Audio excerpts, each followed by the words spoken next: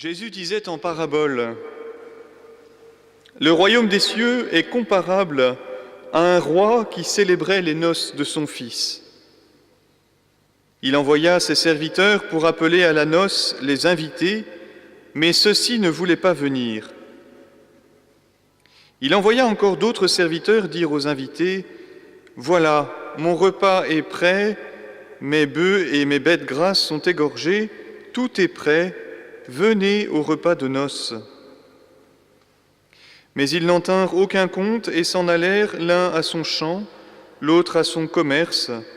Les autres empoignèrent les serviteurs, les maltraitèrent et les tuèrent.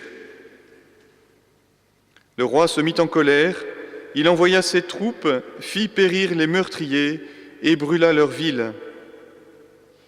Alors il dit à ses serviteurs, « Le repas de noces est prêt, mais les invités n'en étaient pas dignes. Allez donc aux croisées des chemins. Tous ceux que vous rencontrerez, invitez-les au repas de noces. » Les serviteurs allèrent sur les chemins, rassemblèrent tous ceux qu'ils rencontrèrent, les mauvais comme les bons, et la salle de noces fut remplie de convives. Le roi entra pour voir les convives. Il vit un homme qui ne portait pas le vêtement de noces et lui dit, « Mon ami, comment es-tu entré ici sans avoir le vêtement de noces ?» L'autre garda le silence. Alors le roi dit aux serviteurs, « Jetez-le pieds et poings liés, dehors dans les ténèbres. Là, il y aura des pleurs et des grincements de dents. Certes, la multitude des hommes est appelée, mais les élus sont peu nombreux. »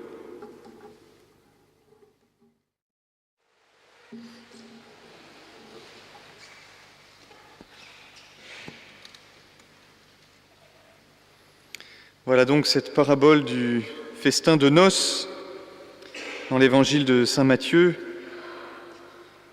Nous évoquons cette parabole à chaque fois que pendant la messe, le prêtre élève l'hostie en disant « Heureux les invités au repas du Seigneur ». C'est donc de nous qu'il s'agit. Et donc, il nous est particulièrement important de méditer sur cette parabole qui mêle plusieurs niveaux d'interprétation et qui rend parfois sa compréhension du coup un peu difficile. Le royaume des cieux dont il est question, puisque c'est ce que Jésus se propose d'expliquer dans cette parabole, le royaume des cieux se présente à la fois comme une réalité d'aujourd'hui, maintenant, à laquelle nous sommes invités à participer, et comme la destination finale vers laquelle nous nous dirigeons. Et les deux se mêlent dans notre parabole. Alors bien sûr, nous pouvons voir dans les premiers invités, et les premiers chrétiens n'ont pas manqué de le faire, l'image des Juifs qui refusent d'entrer dans l'alliance à laquelle Jésus les appelle.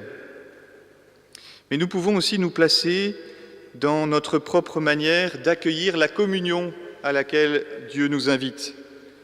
Le repas, c'est le lieu par excellence de la communion familiale. Ce n'est pas pour rien non plus que le Seigneur prend cette image pour signifier la communion à laquelle nous sommes appelés. Car ces noces du Fils, elles ont lieu avec son Église et donc avec chacun de nous. C'est une véritable communion d'alliance à laquelle nous sommes invités à participer. Et peut-être nous arrive-t-il dans le quotidien de nos vies de répondre de temps en temps au Seigneur que nous avons notre champ, notre commerce et diverses choses à nous occuper, plutôt que de chercher à vivre en communion avec lui. Peut-être nous arrive-t-il de ne pas toujours savoir trouver le temps nécessaire pour laisser le Seigneur nous rejoindre dans la prière. C'est étonnant comme parfois, trouver 5 ou 10 minutes pour le Seigneur nous paraît extrêmement compliqué. Alors que par ailleurs, nous pouvons passer 1 heure ou plus devant une télévision ou un ordinateur. Voilà, ne négligeons pas l'invitation du Seigneur à participer à son alliance, à vivre une communion du cœur avec lui. Bien sûr, ne négligeons pas l'Eucharistie, qui est le lieu par excellence de la rencontre avec lui. Et c'est en fonction de la façon dont chacun de nous accueille ce royaume présent ici et maintenant au cœur de nos vies, cette présence du Christ ressuscité qui s'unit à nous et qui demande que nous nous unissions à lui, car c'est un mouvement qui doit aller dans les deux sens. C'est donc à la mesure où nous vivons de ce royaume que nous pourrons en vivre pleinement au ciel. Et c'est là justement qu'entre en ligne de compte le deuxième niveau de lecture de cette parabole. À la fin de la parabole, le roi entre pour voir les convives.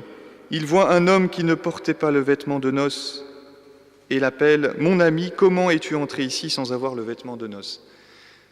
C'est magnifique de voir à quel point est grande la miséricorde de Dieu dans cette parabole. Voilà un homme qui ne s'est pas laissé revêtir de la charité du Christ, dont la vie n'a pas été entièrement transformée par l'amour de Dieu, qui est là, malgré tout, qui a accepté l'invitation au dernier moment. On peut penser peut-être au bon larron ou à telle ou telle personne qu'on serait peut-être tenté de cataloguer un peu vite dans l'enfer et qui peut se retrouver, comme par enchantement, au milieu de la salle de noces. Et voilà le maître qui s'approche de cet homme et qui continue à l'appeler « mon ami », celui que je n'ai cessé d'inviter tout au long de ta vie, toi avec lequel j'ai voulu tisser un vrai lien d'amitié, d'amour. Comment se fait-il que tu sois ici sans avoir le vêtement de noces ? Ce n'est pas du tout une critique, un reproche. Ce qui est dramatique, c'est que cet homme garde le silence.